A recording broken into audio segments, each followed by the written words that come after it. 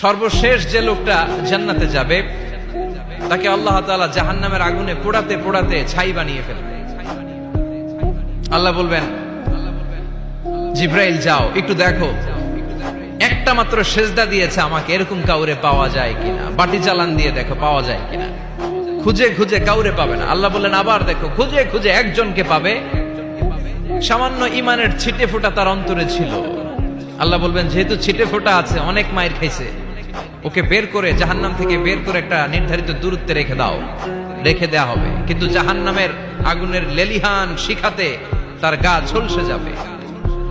সে আল্লাহর ডেকে বলবে, মাবুদ তোমার কাছে আমি কিছু চাই না, জাহান্নাম থেকে তুমি আমাকে বের করেছো, জীবন নদীর পানি তুমি আমার গায়ের মধ্যে ঢেলে দিয়েছো, আমি আবার সজীবতা ফিরে পেয়েছি। আমি তোমার কাছে জান্নাত চাই না, শুধু নিরাপদ একটা দূরত্বে আমাকে রেখে আসো, যাতে জাহান্নামের আগুন আমারে কষ্ট দিতে না পারে। আল্লাহ আমি কিন্তু তোমার কাছে জান্নাত চাই না। কি চাই না? জান্নাত চাই না, কিন্তু জাহান্নামের আগুন আমারে কষ্ট দিচ্ছে, এতটা দূরত্বে রাখো যাতে জাহান্নামের আগুন আমার গায়ে না লাগে। আল্লাহ বললেন ওকে রাখবো, কিন্তু আমার সাথে একটা কন্ট্রাক্টে যেতে হবে, যে এটা তোমাকে দিলে তুমি আর নতুন করে কিছু চাবা না। সে বলবে আমি রাজি, কন্ট্রাক্ট হয়ে যাবে। আল্লাহ জিব্রাইলকে বলবেন যাও এমন দূরত্বে রাখো যাতে জাহান্নামের আগুন ওরে কষ্ট না দেয়। রেখে আসা হবে, অনেক দিন সে ওখানে আনন্দে থাকবে, আল্লাহ শুকরিয়া করবে। সে মনে মনে বলবে বেঁচে গিয়েছি, আমি বেঁচে গিয়েছি, জীবনে আর কিছু চাই না, জাহান্নাম থেকে আমি বেঁচে গিয়েছি। অনেকদিন থাকার পরে মনে মনে ভাববে বাইসা তো গেছি, কিন্তু নতুন করে একটু ট্রাই করে দেখি, জাহান্নামের সৌন্দর্যের দৃশ্য একটু চোখ দিয়ে অবলোকন করা যায় কিনা। সে আল্লাহরে ডেকে বলবে, আল্লাহ ইনদি সুআল, আমার একটা ফরিয়াদ আছে। কি ফরিয়াদ? আল্লাহ আগেই বলে রাখি আমি কিন্তু জান্নাতে যেতে চাই না। আল্লাহ বলবেন কি চাও? সে বলবে আল্লাহ তোমার জান্নাতটা তুমি কত সুন্দর করে বানিয়েছো, আমি একটা নজর শুধু দেখতে চাই।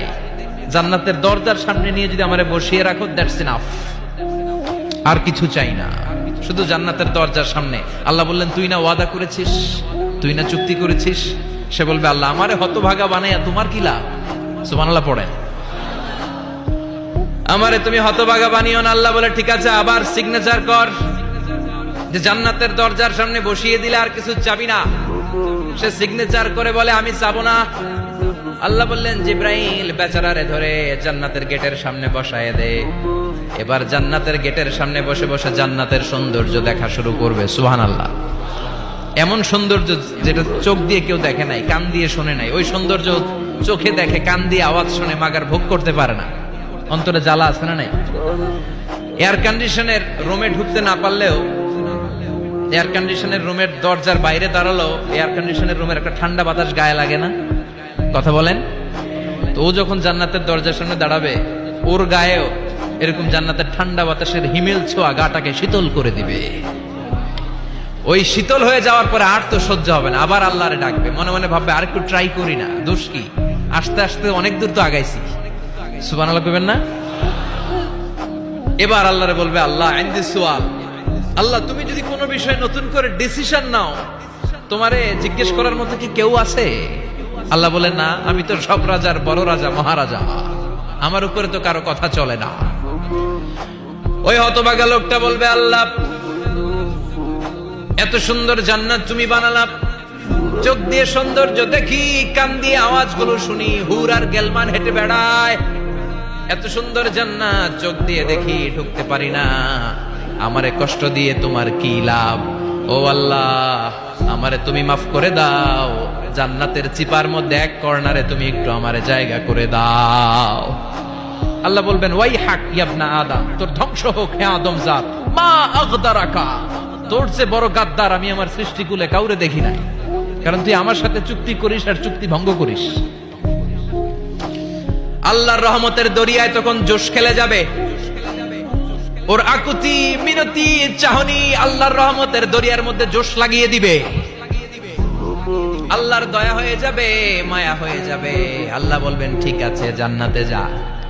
লোকটা এবার এক দৌড়ে জান্নাতের ভিতরে ঢুকে যাবে। লোকটার দৌড় দেখে আবার লোকটারে আল্লাহ ডেকে বলবে একটু দাঁড়া, একটু দাঁড়া, জান্নাত তো দিছি, তো দৌড় দিলি কেন? সুবহানাল্লাহ কইবেন না? লোকটি বলবে আল্লাহ প্ল্যান তো আমি কম করি নাই, এত চেষ্টার ফলে আমি আসতে পারছি, আবার যদি তুমি বাইর করে দাও, এই জন্য এক দৌড়ে এমন চিপার মধ্যে লুকামো যাতে তুমি আমার না দেখো। আবার আল্লাহর রহমতের দরিয়ায় জোশ খেলে যাবে, আল্লাহ কাছে ডাকবে, কাছে আয়, ও গোলাম তোর কি মনে চায় আমারে বল, আজকে তুই চাইতে থাক, আমি দিতে দিতে তোর মনের সব আশা পূরণ করে দেব। লোকটা খুশি হয়ে বলবে, আল্লাহ আমারে এটা দাও, বাড়ি দাও, গাড়ি দাও, নারী দাও, এটা দাও, ওটা দাও, একের পর এক চাইতে থাকবে, আল্লাহ সব তারে দিতে থাকবে। চাইতে চাইতে লোকটার সব চাওয়া যখন শেষ, সে বলবে, আল্লাহ আর আমার চাওয়ার কিছু নাই। আল্লাহ বলেন, নো, এত তাড়াতাড়ি যে তুমি খেলা শেষ করতে পারবা না মনু, আমার সাথে তোমার এই খেলা আরো লম্বা সময় চলতে হবে, তোমার অনেক কিছু চাইতে হবে। তুই আজকে চাইতে চাইতে তোর সব চাও আমার কাছে বলবি, আর আমি দিতে দিতে তোর জীবন ধন্য করে দেব। সে আবার চাইতে শুরু করবে, আল্লাহ এটা দাও, ওটা দাও, ওটা দাও, আল্লাহ দিতে দিতে সব দিবে। এরপরে বলবে, আল্লাহ মাফও চাই, দোয়াও চাই, আর চাওয়ার কিছু নাই। আল্লাহ বলবেন, তাই ঠিক আছে, তোরে আমি জান্নাতে ঢুকাই দিলাম, তবে মনে রাখিস তোর জান্নাতটা হবে সবচেয়ে ছোট জান্নাত, আর তোর জান্নাতটা হবে এই পৃথিবীর 10 গুণ। চিল্লা এখন সুবহানাল্লাহ।